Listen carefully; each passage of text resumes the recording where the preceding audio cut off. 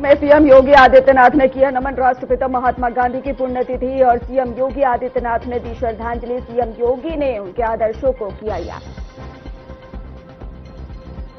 स्वामी अभिमुक्तेश्वरानंद को मनाने की कोशिश, संगम घाट के लिए मनाने की कोशिश। लखनऊ के बड़े अधिकारी मनाने में जुटे।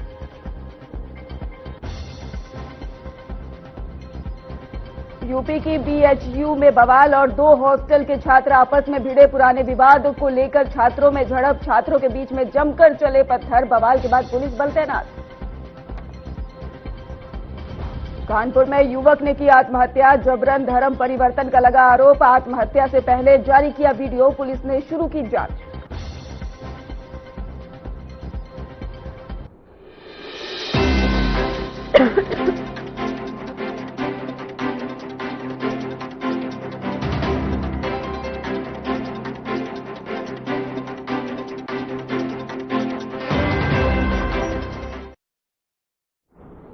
नमस्कार, आर्यन टीवी नेशनल में आपका स्वागत है और मैं हूं आपके साथ सुमन पाल। बुलेटिन की शुरुआत करते हैं बड़ी खबर के साथ जो लखनऊ से सामने आ रही है, जहां पर सीएम योगी आदित्यनाथ ने नमन किया है और राष्ट्रपिता महात्मा गांधी की पुण्यतिथि के अवसर पर उन्होंने नमन किया है। तो सीएम योगी आदित्यनाथ ने श्रद्धांजलि दी और इसके साथ ही आपको बता दें, जहां पर लखनऊ में मुख्यमंत्री योगी आदित्यनाथ ने राष्ट्रपिता महात्मा गांधी की पुण्यतिथि पर उन्हें श्रद्धांजलि अर्पित की है।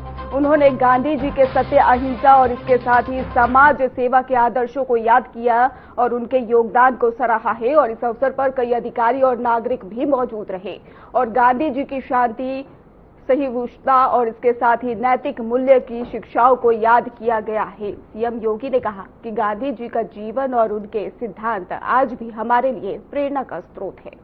तो सीएम योगी आदित्यनाथ ने नमन किया राष्ट्रपिता महात्मा गांधी की पुण्यतिथि के अवसर पर और इसके साथ ही सीएम योगी ने श्रद्धांजलि अर्पित की।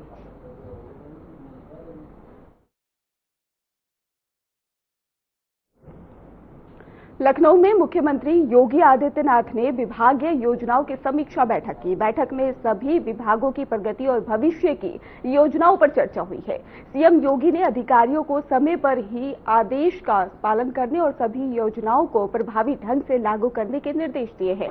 उन्होंने विकास कार्य और जन कल्याण योजनाओं और सरकारी परियोजनाओं की गुणवत्ता पर विशेष ध्यान देने की बात कही और अधिकारियों ने अपने विभागों की रिपोर्ट प्रस्तुत की। मुख्यमंत्री ने सुधार और सुझाव दिए।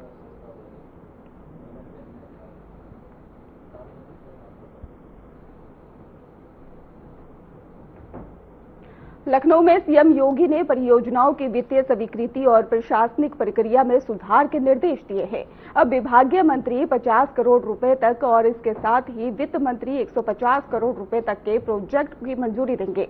इससे पहले ही बताते चले आपको कि इससे ऊपर परियोजनाओं के लिए मुख्यमंत्री की अनुमति जरूरी होगी और विभागों की वार्षिक कार्य योजना 15 अप्रैल तक पूरी होगी। और इसके साथ ही आपको बता दें कि आशा और आंगनबाड़ी कर्मियों का भी मानदेय समय पर मिलेगा।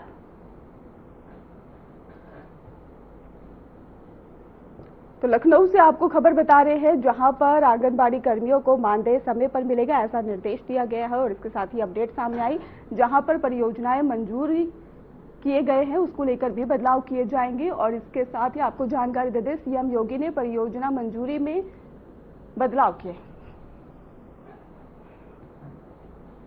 सुप्रीम कोर्ट के निर्देश के बाद ही कवायद शुरू होगी और इसके साथ ही कैबिनेट में नोएडा का प्रस्ताव अगली कैबिनेट बैठक में फिर होगी चर्चा। बड़ी अपडेट सामने आ रही है, जहां पर कॉरपोरेशन गठन के लिए एक्ट में बदलाव किए जाएंगे और नोएडा के मेट्रोपॉलिटन कॉरपोरेशन पर भी चर्चा होगी। तो उत्तर प्रदेश सरकार ने सुप्रीम कोर्ट के निर्देश के बाद में नोएडा के प्रशासन सुधार की प्रक्रिया शुरू कर दी है। बड़ी जानकारी सामने आ रही है, मुख्यमंत्री योगी आदित्यनाथ की कैबिनेट में नोएडा के लिए विशेष प्रस्ताव रखा गया है। प्रस्ताव पर ही अगली कैबिनेट बैठक में फिर से चर्चा होगी। योजना के तहत ही नोएडा मेट्रोपॉलिटन कॉरपोरेशन बनाने के लिए कानून में बदलाव किया जाएगा। नए कॉरपोरेशन से शहर के विकास और प्रशासन में तेजी आएगी और इससे योजनाओं को लागू करना आसान होगा और प्रशासनिक व्यवस्था मजबूत होगी। तो बड़ी अपडेट सामने आ रही है, जहां पर प्रशासनिक व्यवस्था मजबूत करने को लेकर नया फैसला लिया गया है। तो नोएडा पर क्या सुप्रीम कोर्ट का निर्देश होगा वो हम आपको बता रहे हैं। सुप्रीम कोर्ट का निर्देश जो होने वाला है सुनवाई के बाद अगस्त 2025 में सुप्रीम कोर्ट के निर्देश होंगे और इसके साथ ही नोएडा की व्यवस्था में सुधारों की भी जरूरत है, ऐसा सुप्रीम कोर्ट कह रही है।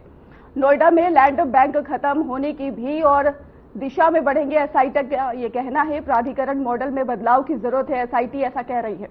तो बड़ी जानकारी आ रही है, जहां पर सुप्रीम कोर्ट में नोएडा में मुआवजा घोटाले की सुनवाई थी और इसके साथ ही सुनवाई के बाद अगस्त 2025 में सुप्रीम कोर्ट के निर्देश दिए गए और नोएडा की व्यवस्था में सुधारों की भी जरूरत है। सुप्रीम कोर्ट का बड़ा बयान सामने आया। नोएडा में लैंड बैंक खत्म होने की ओर है, एसआईटी का भी बयान सामने आया और प्राधिकरण मॉडल में ही बदलाव की जरूरत है, एसआईटी ऐसा कह रही है। तो नोएडा पर क्या है सुप्रीम कोर्ट का निर्देश, ये हम आपको लगातार दिखा रहे हैं, ग्राफिक के जरिए समझाने की कोशिश कर रहे हैं किस तरीके से सुनवाई के बाद अगस्त 2025 में सुप्रीम कोर्ट के निर्देश सामने आए। नोएडा की व्यवस्था में सुधारों की जरूरत है, सुप्रीम कोर्ट लगातार कह रही है। नोएडा में लैंड बैंक खत्म होने की ओर भी है, एसआईटी का कहना।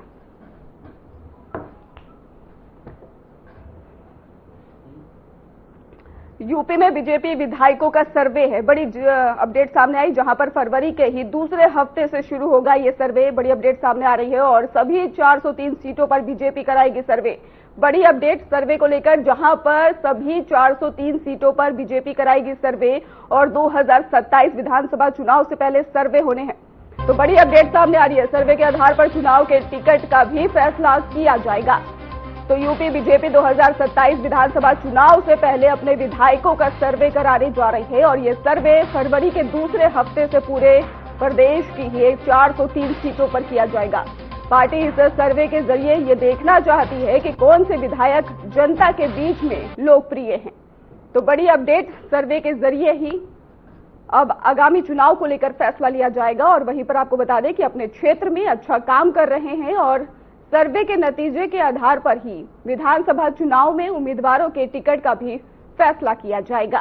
तो सर्वे को लेकर ही हमारे साथ हमारे सहयोगी अमन प्रधान हमारे साथ जुड़ चुके हैं। अमन प्रधान, सर्वे के जरिए चुनाव अब डिसाइड किया जाएगा?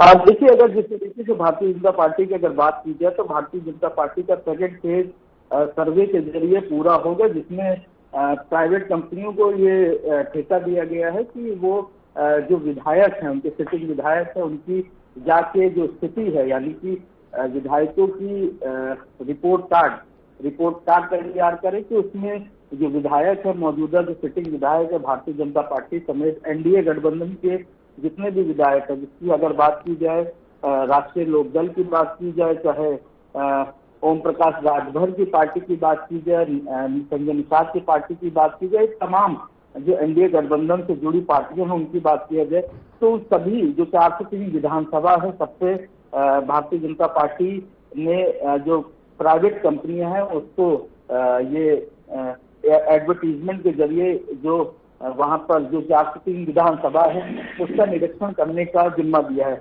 जिसके बाद वो अपना रिपोर्ट कार्ड प्रस्तुत करेंगे। उससे पहले अगर बात की जाए, जब चुनाव में जिस तरीके से प्रदर्शन की बात थी, तो उससे पहले जब अभी प्रदेश अध्यक्ष की नियुक्ति हुई थी, तब प्रदेश अध्यक्ष ने भी रिपोर्ट कार्ड तैयार किए थे, सभी जिलाध्यक्षों के साथ बैठक की थी, वहां पर जो सिटिंग विधायक हैं उनकी बात की थी। वहीं अगर बात की जाए राष्ट्रीय महामंत्री, उन्होंने भी अपना रिपोर्ट कार्ड बनाया था। तो कहीं ना कहीं सभी रिपोर्ट कार्ड। अमन प्रधान, जैसे 2027 में विधानसभा चुनाव से पहले ये सर्वे किया जा रहा है विधायकों का, तो इस सर्वे में क्या क्या खास बातें देखी जाएंगी विधायकों को लेकर?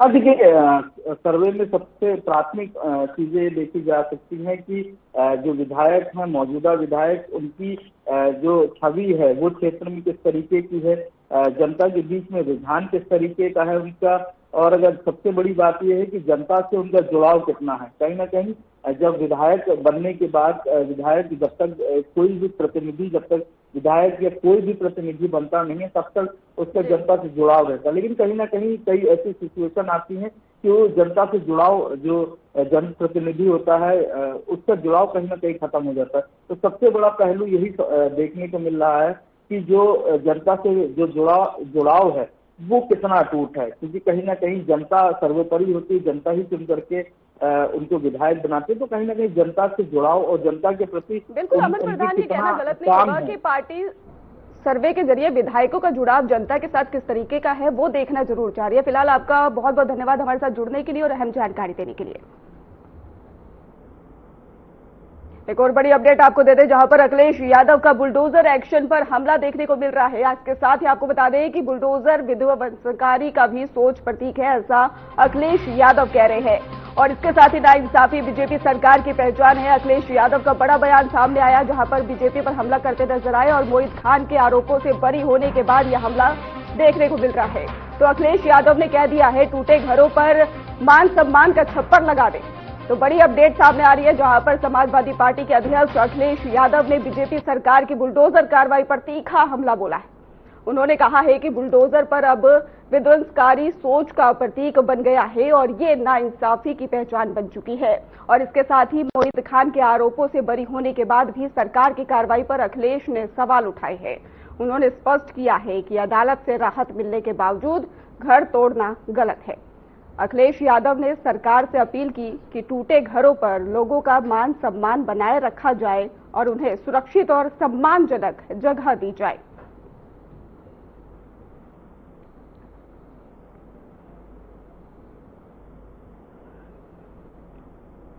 एक और बड़ी अपडेट आपको बता दें, जहां पर स्वामी अमी मुक्तेश्वरानंद से जुड़ी बड़ी अपडेट सामने आ रही है, बड़ी जानकारी सामने आ रही है। संगम स्नान के लिए मनाने की कोशिश की जा रही है और उसके साथ ही बड़ी अपडेट यह है कि लखनऊ के बड़े अधिकारी मनाने में जुट गए हैं।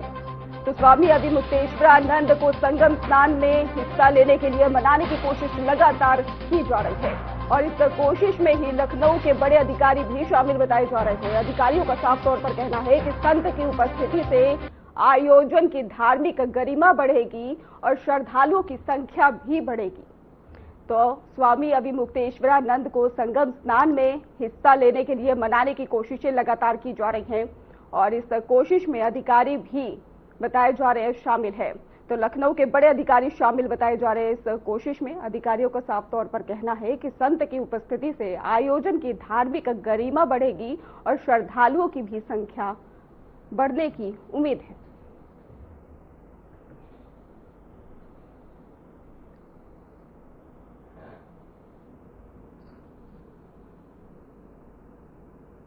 तो आपको बता रहे हैं, जहां पर संत को मनाने की कोशिश जो है वो लगातार देखने को मिल रही है। तस्वीरें आपको दिखा रहे हैं। 18 जनवरी को विवाद हुआ था, आपको बड़ी जानकारी दे दें, जिसके बाद से ही तस्वीरें आपको दिखा रहे हैं। 18 जनवरी की जो विवाद देखने को मिला था, टीवी स्क्रीन पर 3 तस्वीरें, जहां पर 18 जनवरी को विवाद हुआ था और इसके साथ ही आपको बताया कि 28 जनवरी को माघ मेला छोड़ा गया था। तस्वीरें लगातार हम आपको टीवी स्क्रीन पर दिखा रहे हैं और इसके साथ ही अभी वाराणसी में है शंकराचार्य, जो तस्वीर सामने आ रही है वाराणसी से, जहां पर शंकराचार्य वहां पर मौजूद है और लगातार संत को मनाने की कोशिश जो है वो देखने को मिल रही है। इसके साथ ही आपको बता दें कि लखनऊ के बड़े अधिकारी भी इस कोशिश में लगातार बने हुए हैं। तो बड़ी अपडेट सामने आ रही है, जहां पर संगम स्नान के लिए मनाने की कोशिश जो है वो लगातार की जा रही है।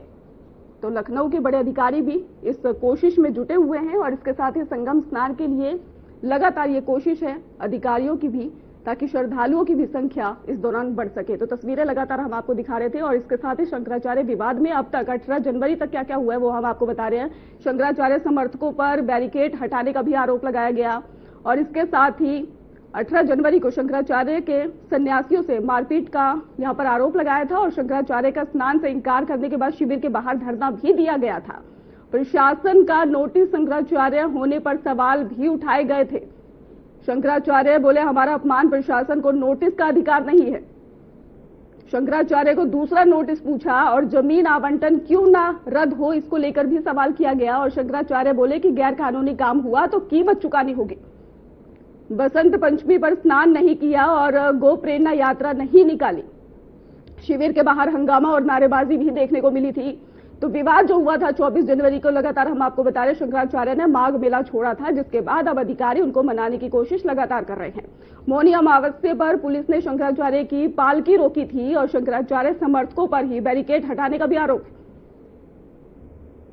शंकराचार्य ने सन्यासियों से मारपीट का आरोप लगाया और जिसके बाद ये विवाद लगातार बढ़ता दिखाई दे रहा है। शंकराचार्य का स्नान से इंकार और शिविर के बाहर धरना देखने को मिला, जिसके बाद अधिकारी अब उन्हें मनाने में लगे हुए। एक और बड़ी अपडेट आपको बता दें, जहां पर स्वामी अविमुक्तेश्वरानंद ने बड़ा आरोप लगाया, माघ मेले में साधु संतों का अपमान हुआ है। ऐसी बड़ी जानकारी सामने आ रही है और लखनऊ में संत समाज से करेंगे मुलाकात। पीएम से गोमांस निर्यात बंद करने की भी मांग की जा रही है और इसके साथ ही 10-11 मार्च को लखनऊ में संत समाज की बैठक होगी। तो बड़ी अपडेट सामने आ रही है, जहां पर स्वामी अविमुक्तेश्वरानंद ने कहा कि इस बार के माघ मेले में साधु संतों का अपमान हुआ है।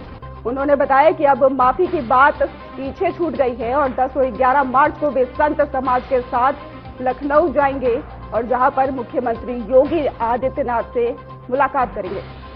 उन्होंने गौमांस के निर्यात को बंद करने का भी मुद्दा उठाया है और इसके साथ ही दिल्ली में अब बैठक नहीं होगी, सभी चर्चा लखनऊ में की जाएगी। तो स्वामी अविमुक्तेश्वरानंद ने कहा कि पुरानी बातें पीछे रह गई हैं और अब मुख्य ध्यान साधु संतों और समाज से जुड़े मुद्दों पर रहेगा। तो बड़ी अपडेट सामने आ रही है।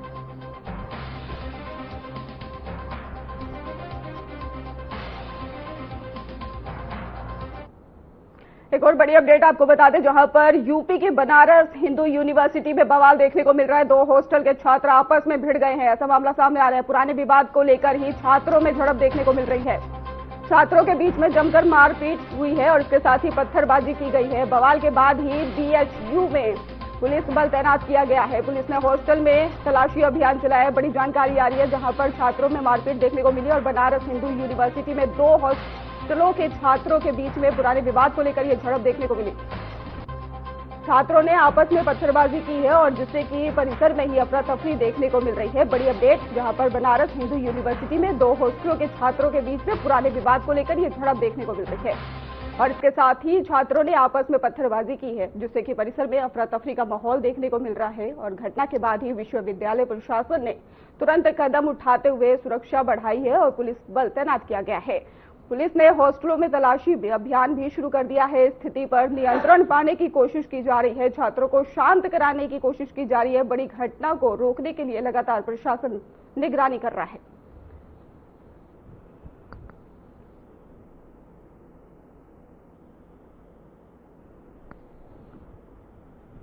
तो अपडेट बता रहे हैं आपको, तस्वीरों जो है वो उसके जरिए आपको लगातार समझाने की कोशिश कर रहे हैं किस तरीके से छात्रों के 2 गुटों में भिड़े थे। तस्वीरें लगातार देखिए आपके टीवी स्क्रीन पर, जहां पर छात्रों का पथरावबाजी भी तस्वीर देखिए और किस तरीके से पुलिस ने पूरा मोर्चा संभाला था, वो तस्वीर भी हम आपको लगातार दिखा रहे हैं।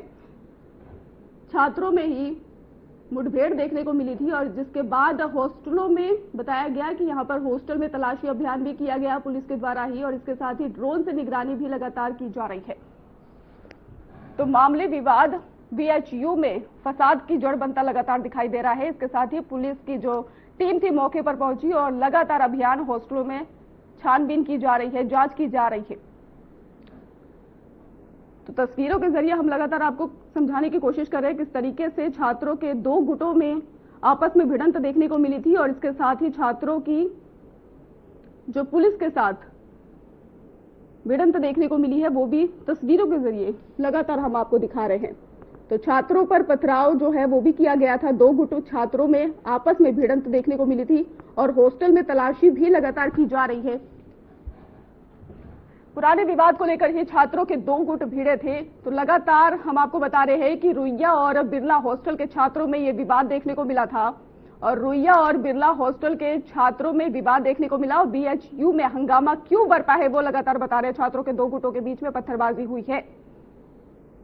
बीएचयू में बवाल के बाद पुलिस बल भी तैनात किया गया है। ड्रोन से हॉस्टल की छतों की निगरानी की जा रही है ताकि ये विवाद और ज्यादा आगे ना बढ़े और हॉस्टल में ही पुलिस की तलाशी अभियान भी लगातार की जा रही है। एक कमरे की तलाशी ली जा रही है और इसके साथ ही आपको जानकारी दे दें कि पुराने विवाद को लेकर छात्रों के 2 गुट आपस में भिड़ गए हैं, जिसके बाद पुलिस मौके पर पहुंची और रुइया और बिरला हॉस्टल के छात्रों में विवाद है, जहां पर पुलिस की छानबीन लगातार की जा रही है। रुइया और बिरला हॉस्टल के ये छात्र बताए जा रहे हैं जिन्होंने आपस में ही विवाद हैं। रुइया हॉस्टल और ये बिरला हॉस्टल, इनके बीच में कुछ पुरानी जन्माष्टमी पे दिन पे जो इनकी कहा सुनी हुई थी उसी को लेकर के आज फिर से विवाद हुआ है। उसी में जो 2 छात्रों के गुट थे ये आपस में लड़ लिए हैं और उसी में सूचना मिली कि इनमें आपस में पत्थरबाजी हो रही है। तत्काल भारी फोर्स जो है वो मौके पे आ गया है और जो छात्र हैं यहाँ से भाग गए हैं। इसी में जो छात्र एक चोटिल हुआ है उसको ट्रॉमा सेंटर एडमिट कराया गया है। उसने अपने बयानों में कुछ ऐसे छात्रों के नाम बताए जो यहाँ के पूर्व छात्र हैं और अनाधिकृत रूप से यहाँ पे ये रह रहे हैं, और इन्हीं को चिन्हित करने के लिए यहाँ पे प्रोक्टोरियल बोर्ड जो है आगे की कार्रवाई कर रहा है। देखिए, यहाँ पे ड्रोन से सभी जगह की जो हॉस्टल्स हैं उनकी छतों की निगरानी की जा रही है कि कोई जो अनऑथराइज्ड छात्र हैं यहाँ पे और पूर्व छात्र, वो यहाँ पे कोई अनऑथराइज्ड यहाँ पे ना रह रहा हो। और जो प्रोक्टोरियल बोर्ड है वो एक एक कमरे की तलाशी ले रहा है, और यदि कोई ऐसा पाया जाता है तो उसको यहाँ से निकाल करके कमरे को सील किया जाएगा। देखिए, यहाँ पे पीएसी, आरआरएफ और यहाँ पे 4 थानों की फोर्स यहाँ पे मौजूद है और सभी यहाँ पे काशी जोन के अधिकारी मौजूद हैं। कानपुर में पनकी के रतनपुर निवासी रोहित सिंह ने फंदा लगाकर आत्महत्या कर ली। सुसाइड से पहले उसने एक वीडियो बनाया जिसमें उसने बताया कि उसे जबरन धर्म परिवर्तन के लिए मजबूर किया जा रहा था।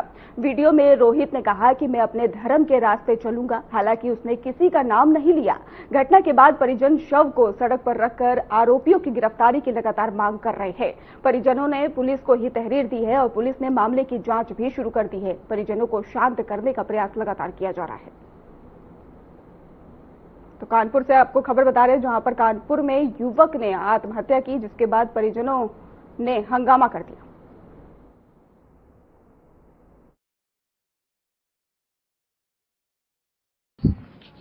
मैं दीपक सिंह गौर और मेरा धर्म परिवर्तन किया जा रहा है, लेकिन मैं धर्म के रास्ते रहूंगा। और जिस पर भी ये वीडियो है वे जानते गांजा ही धर्म बदल रहा है और कोई नहीं। इसलिए अपने भारत में गांजा बंद हो और नारी का सम्मान हो।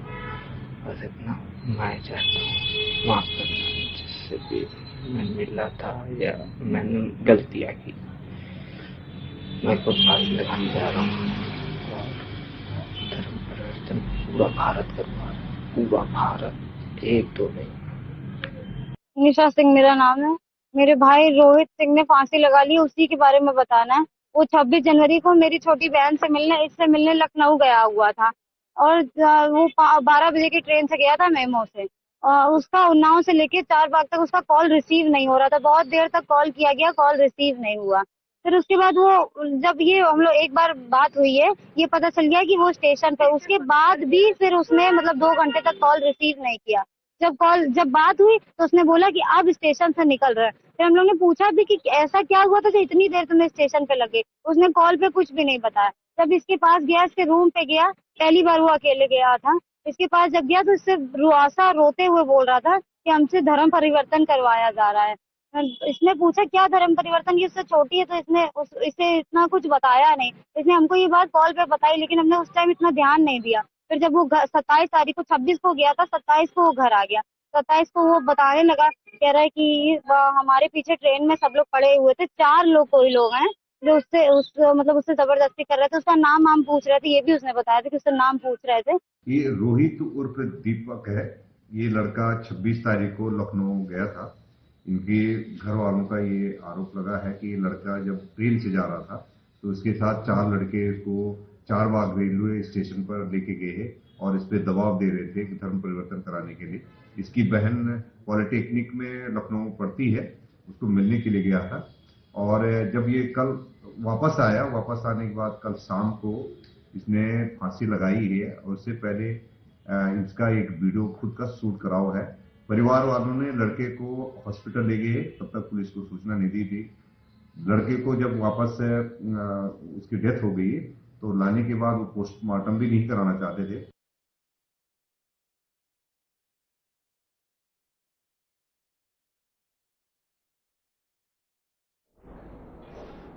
फिलहाल खास बुलेटिन में बस इतना ही। आप देखते रहिए RNTV नेशनल।